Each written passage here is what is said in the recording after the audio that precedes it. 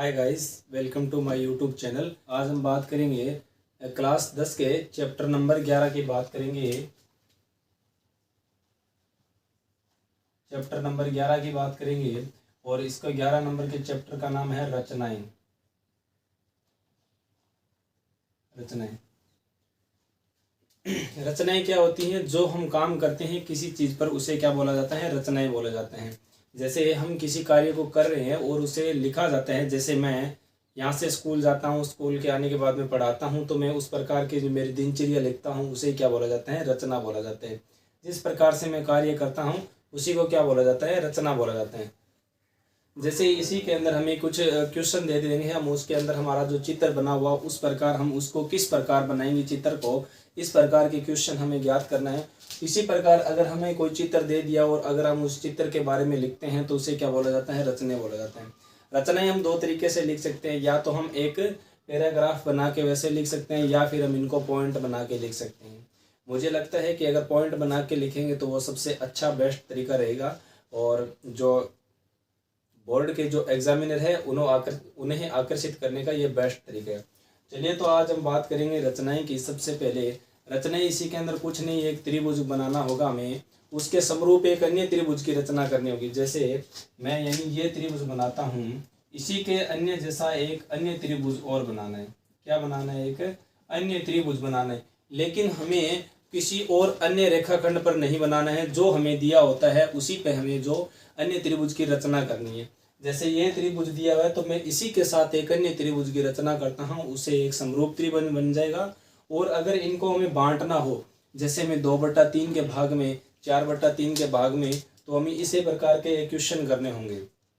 इनको हम 2/3 के रूप में किस प्रकार बांटेंगे, ये हमें आज इसमें सीखेंगे। लेकिन उससे पहले हमें कुछ इंपॉर्टेंट चीज़ों के बारे में पता होना चाहिए कि हमें इस प्रश्नमाला को करने के लिए सबसे पहले तो एक प्रकार की आवश्यकता होगी, उसके बाद में हमें स्केल की आवश्यकता होगी, और एक हमें जो चांदा है उसकी आवश्यकता होगी, और एक पेंसिल की आवश्यकता होगी, रबड़ की आवश्यकता होगी, गटर यानी उसको शॉर्पनर बोला जाता है उसकी भी हमें आवश्यकता होगी। इस प्रकार के कुछ इंपॉर्टेंट चीज़ें हैं, उन चीज़ों की आवश्यकता होगी। यानी एक जो बॉक्स यानी ज्योमेट्री बॉक्स के अंदर जो सामान आता है लगभग वो सभी की आवश्यकता होगी हमें। तो सबसे पहले ये प्रश्नावली करने से पहले आपको इन चीज़ों की व्यवस्था करनी ही होगी। उसके बाद में हम इस प्रश्नावली को करते हैं। सबसे पहले हम इस बात करते हैं त्रिभुज की। आज जो त्रिभुज में जो जो चीज़ें लगती है उस त्रिभुज में सभी चीज़ों के बारे में यहाँ डिस्कस किया जाएगा। जैसे मैं त्रिभुज क्या दिया हुआ है, मैं त्रिभुज एक बड़ा बना लेता हूँ। जैसे हमारे पास में एक बड़ा त्रिभुज है, इस त्रिभुज में हम छोटी सी छोटी चीज़ें लेके और बड़े से बड़े तक इस क्वेश्चन को हल करेंगे। यानी त्रिभुज में किस प्रकार के त्रिभुज होते हैं, किस प्रकार के नहीं होते। अगर मैं सीधा त्रिभुज की बात करता हूँ तो इसको बोला जाता है 3 भुजाओं से घिरी हुई बंद आकृति को क्या बोला जाता है? त्रिभुज बोला जाता है। क्या बोला जाता है? त्रिभुज। त्रिभुज में 3 कोणे होते हैं, 3 ही कोण होते हैं, और 3 इसके अंदर क्या होती हैं? भुजाएं होती हैं।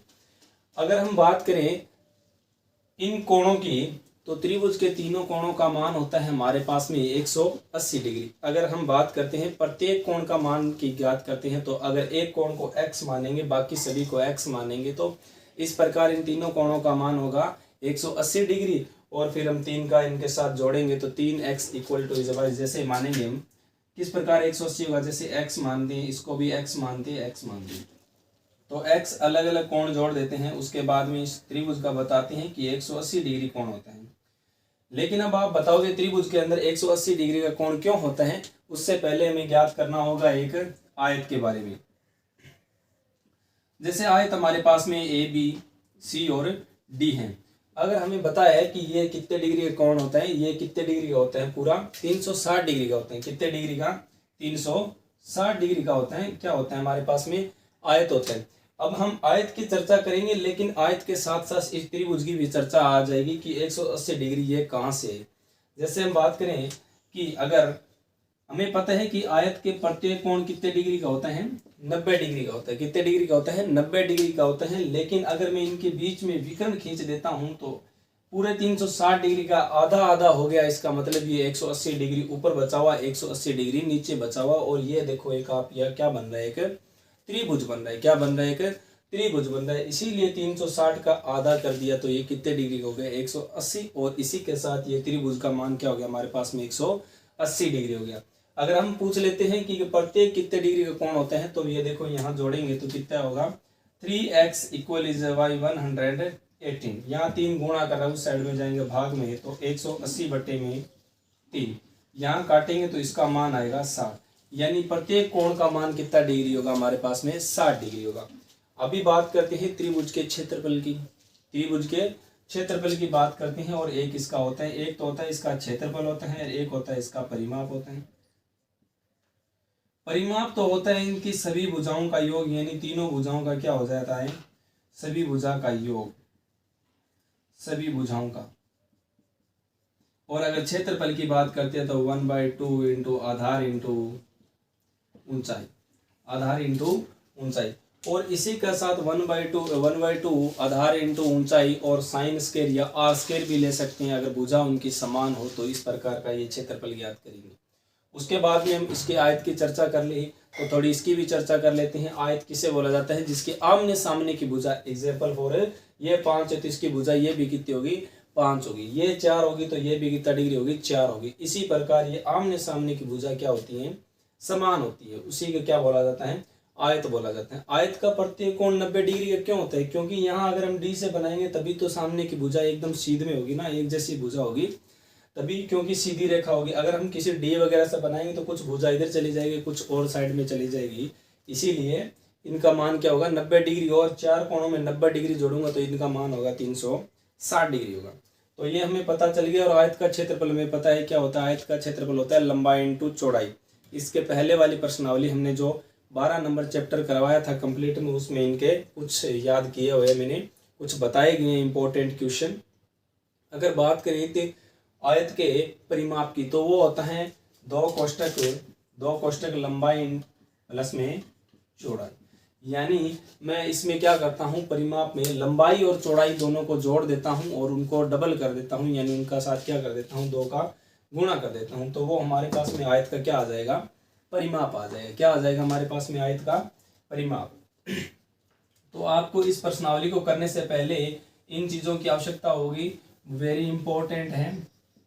और ये प्रश्नावली आपको जो चैप्टर नंबर 11 है वो आपको नंबर देने वाले हैं, क्या नंबर देने वाले। बहुत ही इजी प्रश्नावली है एकदम, आपको बस जो काम करते हैं वो लिखते जाना है कि हमें किस प्रकार लिखना है।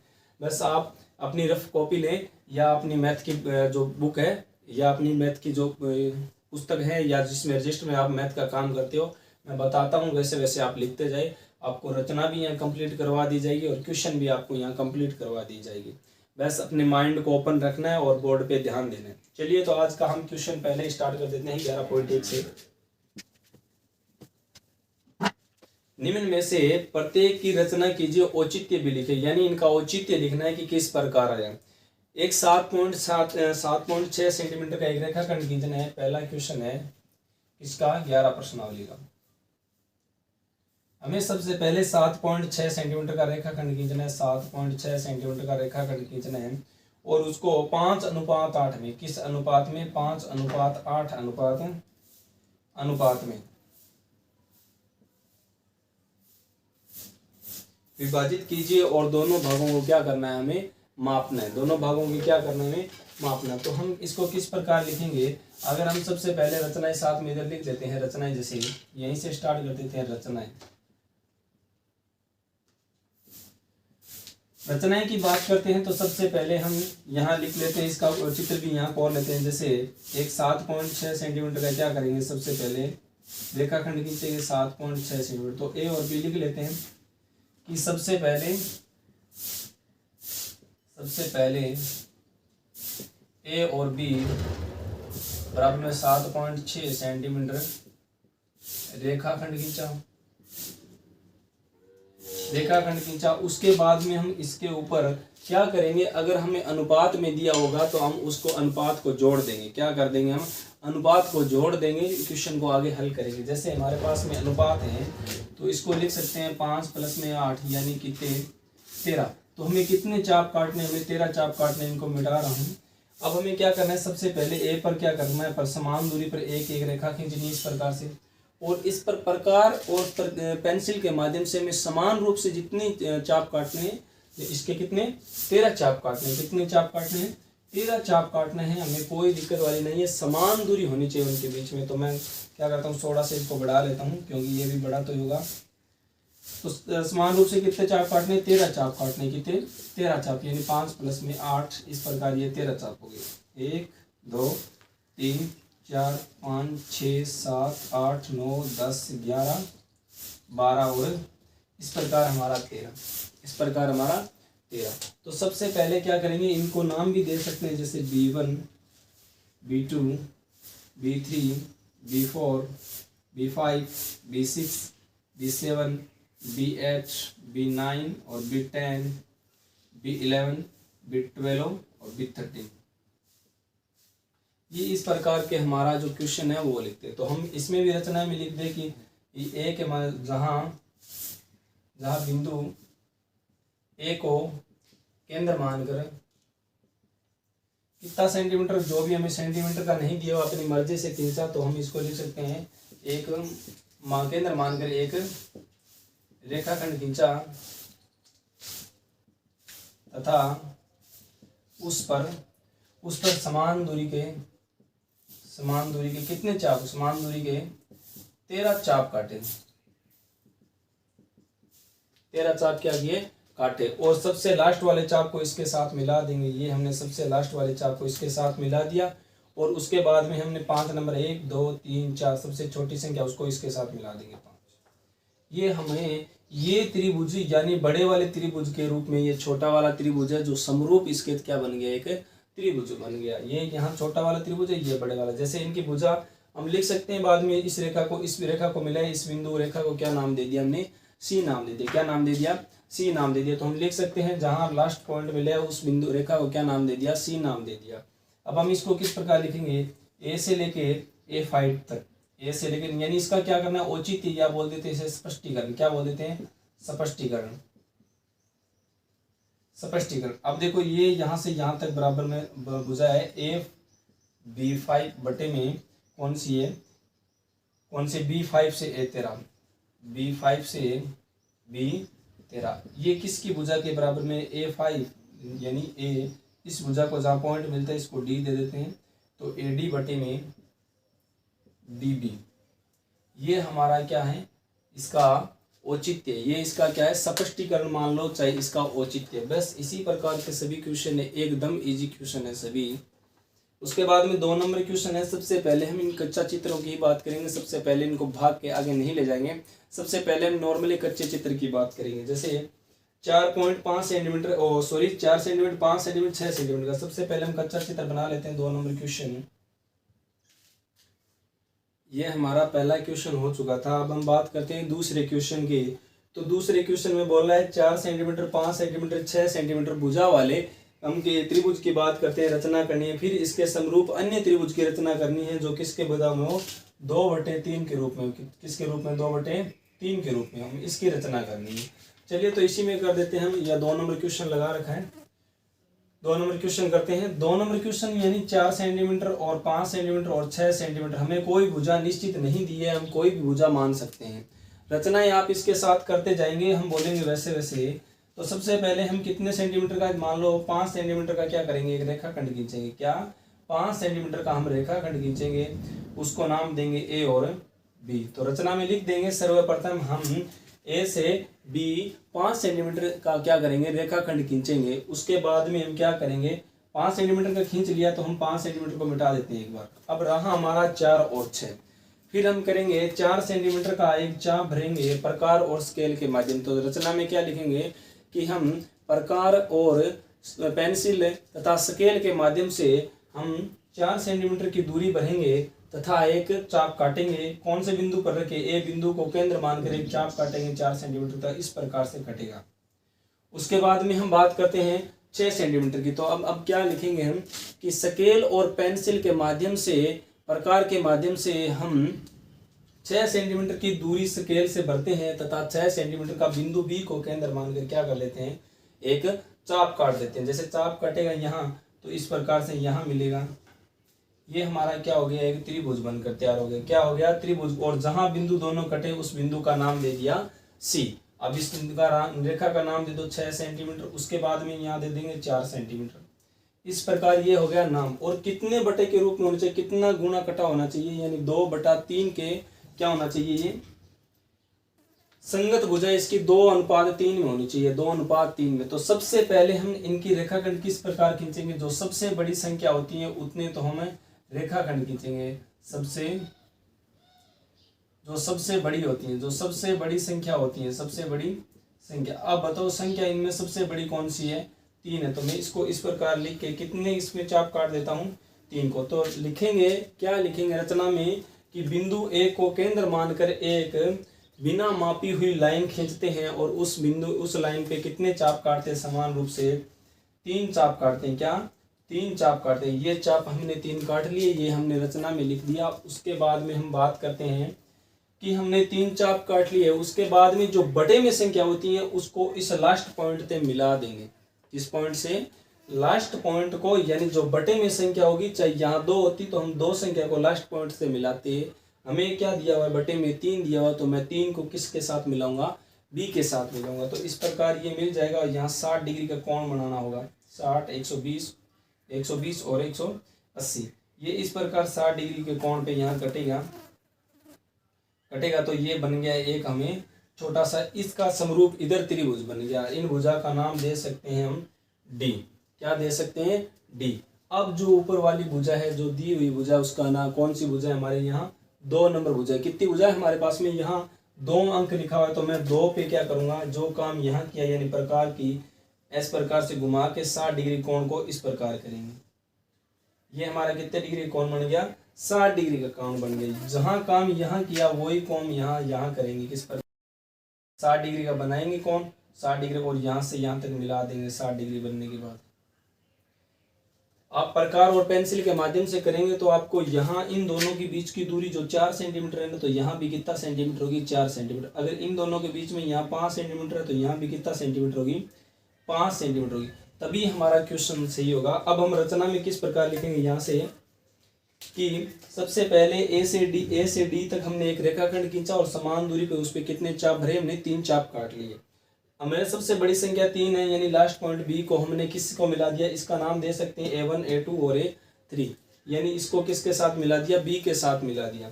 फिर हमने डी पर रेखाखंड पे एक चाप काटा और उससे 60 डिग्री कोण को बी के साथ मिलाने के बाद में हमने जो ये इसका नाम A1 दे देते हैं, A2 देते हैं। A2 पे प्रकार रखकर 60 डिग्री कोण बनाकर यहाँ तक मिलाया, जहाँ बिंदु का कुछ नाम दे सकते हैं। इस बिंदु से कटने के बाद जो काम यहाँ 60 डिग्री किया वही काम यहाँ करना है। और इस प्रकार से हमारा एक त्रिभुज बन गया। और ये त्रिभुज किस रूप में होगा, 2:3 की भुजा के रूप में होगा, 2/3 की गुना होगा, यानी संगत भुजा के होगा, संगत भुजाओं की होगा। इस प्रकार से तो हम रचना में इस प्रकार लिख देंगे और हमें कुछ ज्ञात करना नहीं है, रचना कर लेंगे। और अगर हम बात करें इसका स्पष्टीकरण पूछा है या स्पष्टीकरण में वही बात लिख देंगे। ये भुजा, इस भुजा का नाम देते हैं जैसे F, यानी AF भुजा है किसके बटे में, FC के, यानी AF भुजा है वो FC के रूप में। उसके बाद में हम बात करेंगे इन भुजा की भी बात कर सकते हैं, इन भुजा की बात कर सकते हैं। जैसे ये भुजा किसके समरूप है, इस भुजा के बराबर। जैसे A से इसको A1 दे देते हैं, इसको A2 दे देते हैं, ये हो गया A3 चेक D। तो हम लिख सकते हैं A से A2 तक, यानी A से A2 किसके समरूप हैं, A2 से D तक, A2 से D तक। ये इसका क्या हो गया, स्पष्टीकरण हो गया। दोनों भुजा क्या होगी, समान होगी। इसी को भी लिख सकते हैं दोनों के बराबर में, इसको F नाम देके, जैसे AF बटे में FB, ये भी लिख सकते हैं। इस प्रकार हमारा ये आंसर भी क्या हो गया, कंप्लीट हो गया। इसी प्रकार का आपका 3 नंबर क्वेश्चन है वो भी हो गया। इसी प्रकार हम रचना कर देंगे। उसी के बाद में एक क्वेश्चन है very very important, question number 8। आधार 8 सेंटीमीटर होना चाहिए, ऊंचाई उसकी 4 सेंटीमीटर होनी चाहिए। एक समद्वि, अब आम नाम है हमारे पास में समद्वि।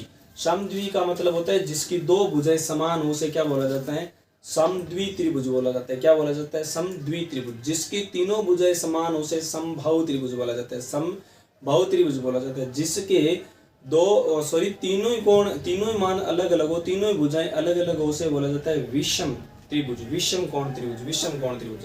अब कोण का नाम है तो कोण को हम इस प्रकार भी ले सकते हैं कि तीनों कोण उनके अलग अलग हो तो हम विषम कोण त्रिभुज बोल सकते हैं, अगर समान हो तो हम उसको समबाहु कोण त्रिभुज बोल सकते हैं। और हम अगर बात करें समकोण त्रिभुज की, समकोण त्रिभुज की बात करते हैं तो समकोण त्रिभुज में एक कोण क्या होगा, 90 डिग्री होगा, उसे क्या बोला जाता है, समकोण त्रिभुज होगा। उसी प्रकार जैसे आएंगे तो हम बताते चले जाएंगे कि इनके फॉर्मूले किस प्रकार बनेंगे।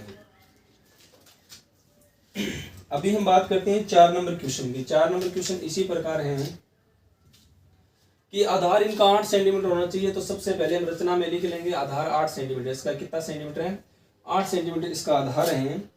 4 सेंटीमीटर ऊंचाई वाले समद्विबाहु त्रिभुज की रचना कीजिए जो फिर 1 सही 1/2 गुना हो, यानी 1 सही 1/2 इस भुजा के रूप में वो क्या होना चाहिए, यानी इसको बांटना चाहिए। तो हम इसको सबसे पहले इसको लिखेंगे 2 को 1 के साथ के 2 एकम 2 और 1 3/2, यानी किस रूप में होना चाहिए, 3/2 के रूप में होना चाहिए। किस बटा के रूप में, 3/2 के रूप में। तो सबसे पहले हम इसका समद्वि भाजन करेंगे तो लगभग 4 यहाँ आएगी। तो ये हमारे पास में कितना सेंटीमीटर हो गया, 4 सेंटीमीटर हो गया। और 4 सेंटीमीटर के हमें कितनी भुजा खींचनी है, 2 ही, क्योंकि इसने पहले ही बोल दिया कि समद्विबाहु त्रिभुज होना चाहिए। तो मैं ए और बी मान लेते हैं, रचना में लिख लेते हैं। ए और बी माना 8 सेंटीमीटर का क्या किया हमने, एक रेखाखंड खींचा। क्या खींचा, एक 8 सेंटीमीटर का हमने रेखाखंड खींचा। और अगर हम क्या करेंगे, इस रेखा का समद्वि भाजन करेंगे तो इस प्रकार होगा, यानी आधे से ज्यादा प्रकार खोल के यहाँ रख के और इस प्रकार घुमाएंगे तो यहाँ घूमेगा। और अगर हम वापिस बिना किसी उसको मोड़े या चलाए ए पे बिंदु पे रख के चाप काटेंगे फिर से, तो ये इस प्रकार से कटेगा और ये क्या हो जाएगा, हमारा समद्वि भाजन हो जाएगा उस रेखा का। फिर हम यहाँ से 4 सेंटीमीटर का चाप भर के काट सकते हैं, तो ये हमारी इस प्रकार त्रिभुज बन जाएगा। और यही हम नाम लिख देंगे, सॉरी, यहाँ से यहाँ तक। इस प्रकार ये हमारा त्रिभुज बन गया। और हमें एक अन्य त्रिभुज की रचना करनी है, तो वही बात लिखेंगे, हम अन्य त्रिभुज की रचना करेंगे तो कि सबसे बड़ी भुजा कौन सी हमारी, 3 है। तो हम इसको इस प्रकार लिखे, हम कितने चाप काटेंगे, 3, 1 2 और 3। इनको नाम देंगे A1 A2 A3। तो रेखा में हम उस रचना में लिखेंगे कि ए से यहाँ एक सीधा रेखाखंड खींचा और जिसके समान रूप से हमने कितने चाप भरे, 3 चाप भरे। उनमें से नीचे वाली संख्या कौन सी है, 2 संख्या। तो 2 संख्या को इस पॉइंट से मिला देंगे, जैसे ये मिला दिया। इस रेखा को कौन क्या किया हमने, मिला दिया। 2 रेखा को क्या किया हमने, मिला दिया। अब हम बात करते हैं कि इसमें 2 नंबर को इसके साथ मिला दिया तो हमें कितनी बड़ी संख्या बच गई, हमारे पास में 3 बड़ी वाली संख्या। इसका मतलब जो त्रिभुज बनेगा वो अब की बार अंदर नहीं, कहाँ बनेगा, बाहर की तरफ बनेगा। अगर सबसे बड़ी संख्या बटे में हो, यानी बटे में हो सबसे बड़ी संख्या, तो हमारा त्रिभुज क्या बनेगा, त्रिभुज के अंदर समरूप त्रिभुज बनेगा। अगर ऊपर संख्या हो, यानी बटे में छोटी संख्या हो और ऊपर बड़ी संख्या हो, तो वो क्या कहाँ बनेगा, त्रिभुज बाहर की तरफ बनेगा, समरूप त्रिभुज। जैसे यहाँ हम 60 डिग्री कोण बनाएंगे और इनको इनके साथ मिला देंगे, तो ये देखो बाहर बन गया, ये बाहर बन गया त्रिभुज, अंदर नहीं बना। वापिस वही बात इस पे हम इस प्रकार करेंगे और 60 डिग्री कोण बनाएंगे। तो यहाँ से यहाँ इस प्रकार मिलेंगे इसको और इसको आगे बढ़ा देंगे, तो यहाँ की दूरी और यहाँ की दूरी क्या होगी, यहाँ से ले समान होगी। जो काम हम करते हैं वो काम आप लिखते जाओ, वो उसकी क्या हो जाएगी, रचना होगी। रचना आपकी गलत नहीं होगी। सबसे पहले इन चित्रों को ध्यान में देखेंगे तभी हमारा क्वेश्चन राइट होगा। अब बात करते हैं कि हम समद्वि भाजन की बात कर लेते हैं। समद्वि भाजन किस प्रकार होता है, या फिर 90 डिग्री का कोण किस प्रकार से बनाते हैं। जैसे हमारे पास में कोई प्रकार है, अगर हम उसके बात करते हैं प्रकार की, एक रेखाखंड खींचते हैं, जैसे ए और बी। कोई भी हमारे पास में ए और बी हमारे पास में जैसे 10 सेंटीमीटर का क्या है हमारे पास में, रेखाखंड है। क्या है हमारे पास में, रेखाखंड है। तो जो प्रकार होता है, प्रकार के अंदर आप उसके अंदर पेंसिल डालो और इस लाइन को यहाँ पर रख के आधा सा, मतलब हमें पता है कि आधा यहाँ से आएगा, तो प्रकार की जो पेंसिल डाली होती है उसको आधे से थोड़ा सा ज्यादा, यानी यहाँ तक। अब इस प्रकार घुमा देंगे और एक इस प्रकार घुमा देंगे, यानी एक चाप इस प्रकार कटेगा, एक चाप इस प्रकार कटेगा।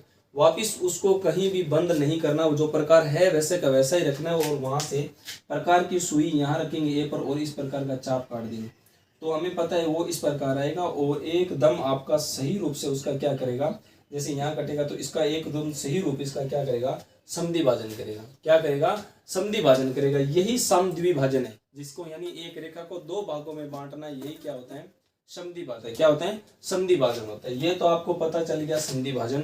अब हम बात करते हैं किसी जो वृत्त होता है उसके अंदर, जैसे हम 60 डिग्री का कोण किस प्रकार बनाएंगे, किससे, प्रकार और पेंसिल के माध्यम से। जैसे हम एक रेखाखंड खींचते हैं, ये हमने रेखाखंड खींचा, उसके बाद में प्रकार के अंदर पेंसिल डाल के जितना खोला अपनी मर्जी से खोलो, उसको जितना खोलना है उतना अपनी मर्जी से खोलो और किसी एक बिंदु पर रखे और इस प्रकार घुमा दो, उसको घुमा दिया।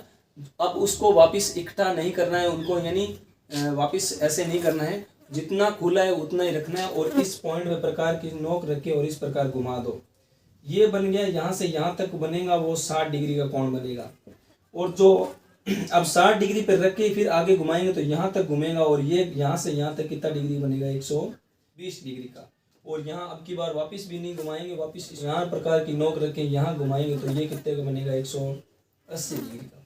इस प्रकार हम किसका कोण बना सकते हैं, अभी देख लेते हैं। प्रकार के माध्यम से 30 डिग्री का बना लिया, अगर 60 डिग्री का बना लिया और उसके बाद में 180 डिग्री का कोण बना लिया, 3 कोण बन गए। अब हमें अगर 30 डिग्री का कोण बनाना हो तो बिना डी के माध्यम से, यानी प्रकार के माध्यम से बनाना सिखा रहे हैं अभी।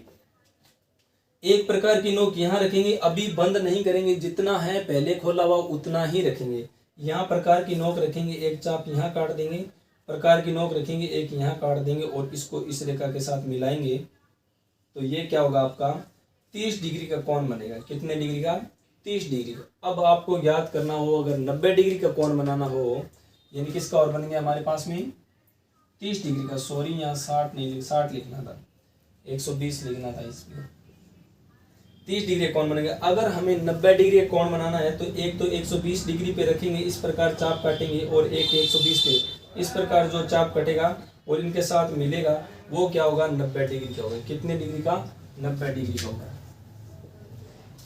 इस प्रकार के हम ये क्वेश्चन बना सकते हैं। कौन सा क्वेश्चन हो गया, 4 नंबर क्वेश्चन हो गए हमारे। तो ये हम इस प्रकार से हम इनको क्या कर सकते हैं, यानी बिना डी के माध्यम से, बिना चांदे के माध्यम से इन कोणों को हम बना सकते हैं। अभी हम बात करते हैं क्वेश्चन नंबर 5 की, विच वेरी इंपॉर्टेंट क्वेश्चन है। 5 नंबर क्वेश्चन कराने के बाद में बाकी सभी क्वेश्चन यानी 6-7 क्वेश्चन सभी इसी प्रकार के क्वेश्चन है। चलिए तो हम क्वेश्चन करते हैं, अभी 5 नंबर क्वेश्चन को करते हैं।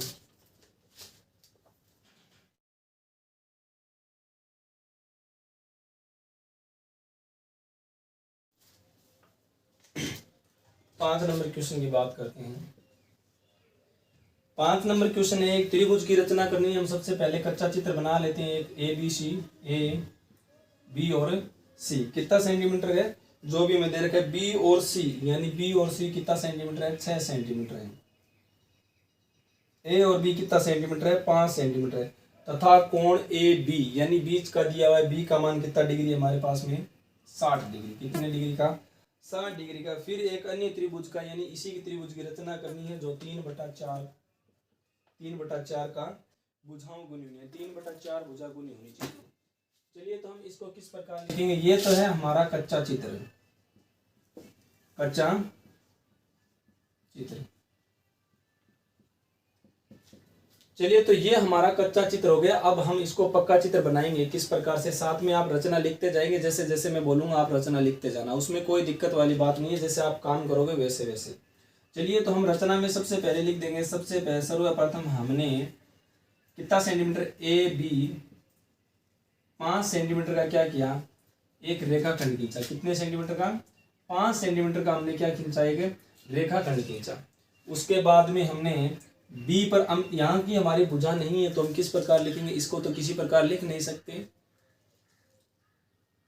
अगर मान लेते हैं हमें यहाँ B पर कितना डिग्री का कोण बनाना है, हमें 60 डिग्री का कोण बनाना है, वो भी बिना D के माध्यम से, यानी मात्र और मात्र किसके माध्यम से, पेंसिल और प्रकार के माध्यम से। हम क्या लिखेंगे, अभी B पर हमने प्रकार व स्केल के माध्यम से कितना डिग्री का कोण बनाया, हमने 60 डिग्री का कोण बनाया। कितने डिग्री का, 60 डिग्री का। ये कोण लिख दिया तो हम इसको लिख सकते हैं, B को केंद्र मानकर हमने कितना डिग्री का कोण बनाया, 60 डिग्री का कोण बनाया। कितने डिग्री का, 60 डिग्री कोण बनाया। और फिर हमने कितना सेंटीमीटर का रेखाखंड खींचा, 6 सेंटीमीटर का क्या खींचा हमने, चाप भरा। किसके माध्यम से, प्रकार। तो हम लिखेंगे रचना में कि हमने B पर हमने प्रकार व पेंसिल के माध्यम से 60 डिग्री का कोण बनाया तथा उसके बाद में स्केल के माध्यम से 6 सेंटीमीटर का चाप भरा, जहां चाप कटा उस बिंदु को नाम सी दे दिया और उस बिंदु को किसके साथ मिला दिया, ए बिंदु के साथ। तो हमारे पास में ये सबसे बड़ी लाइन खींच लेते हैं और तो 6 सेंटीमीटर का चाप भरेंगे तो यहाँ तक कटेगा और इसको इसके साथ मिला देंगे। तो ये तो हमारा 6 सेंटीमीटर जो बची हुई भुजा है वो इसकी सेंटीमीटर में हम लिख देंगे नाप के कि कितना सेंटीमीटर हमारे पास में भुजा है। ठीक है, उसके बाद में आगे रचना में लिखेंगे कि बिंदु ए को केंद्र मानकर और एक सीधा लंबा रेखाखंड खींच लिया, सबसे लंबा रेखाखंड। उसके बाद में आपको पहले ही बता दिया गया 3/4 गुनी भुजाएं होनी चाहिए। तो कितनी सबसे बड़ी, मैंने पहले बोला जो सबसे बड़ी संख्या होगी उतनी इस पे क्या करेंगे, चाप काटेंगे। तो हम लिख देंगे कि प्रकार और पेंसिल के माध्यम से समान दूरी के हमने कितने चाप भरे, 4 चाप भरे और 4 चाप काट दिए, 2 3 और 4। और मैंने बोला कि जो बटे में संख्या होगी उसको इस एंड तक मिला देंगे। अभी हमारे पास में बटे में 4 है तो हम इसको 4 तक मिला देंगे, मिला दिया। ये हमारा जो त्रिभुज है उसका एक जो समरूप त्रिभुज है जो नीचे तैयार हो गया, यानी इसका भी दर्पण तैयार हो गया। अब हमारे जो बटे में ऊपर कौन सी संख्या हमारे पास में, 3 संख्या। तो 3 को 60 डिग्री का यहाँ कोण बना के फिर इसके साथ मिला देंगे तो ये इस प्रकार मिलेगी रेखा, मिलेगी। अब यहाँ से यहाँ तक दूरी, यहाँ से यहाँ तक दूरी, दोनों की दूरी क्या होगी, समान होगी। इसका मतलब हमारा क्वेश्चन अभी तक राइट चल रहा है। अगर इन दोनों के बीच में दूरी चेंज हो जाती है तो इनका क्या हो गया, गड़बड़ हो गया। तो रचना में क्या लिखेंगे, इनको नाम दिया A1 A2 A3 A4, यानी इनको नाम दिया A1 A2 और A3 A4, इस प्रकार के नाम दे दिए। फिर यही रचना लिखने के बाद में A3 पर हमने प्रकार की नोक रखी तथा 60 डिग्री कोण मिलाकर हमने ऊपर वाली यानी ए बी रेखाखंड के साथ मिला दिया और जहां मिला उस बिंदु को नाम दे दिया हमने D, उस बिंदु को नाम दे दिया D। और अब बिंदु D को हम केंद्र मानकर एक वृत्त बनाते हैं और उस पर 60 डिग्री कोण के हिसाब से बनाकर और रेखा को मिला देते हैं। ये त्रिभुज के एक अन्य त्रिभुज इसका समरूप यानी इसका ही एक त्रिभुज तैयार हो गया। बस इतना ही करना था। और अगर हम स्पष्टीकरण करते हैं तो वही भुजा का नाम इसको C देते हैं, इसको G दे देते हैं। तो वही भुजा लिखनी है, जैसे AG बटे में GC।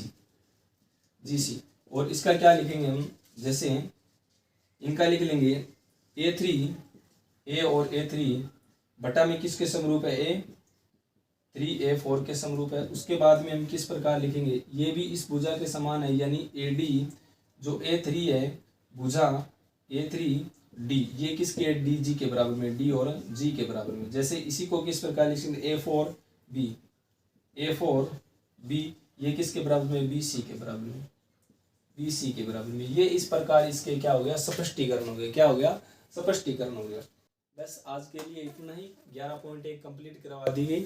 आने वाले समय में आपको 11.2 के इसी प्रकार के आपको अन्य रचनाएं वगैरह करवा दी जाएगी। एक एक इम्पोर्टेंट जो क्वेश्चन होगा वो करवा दिया जाएगा।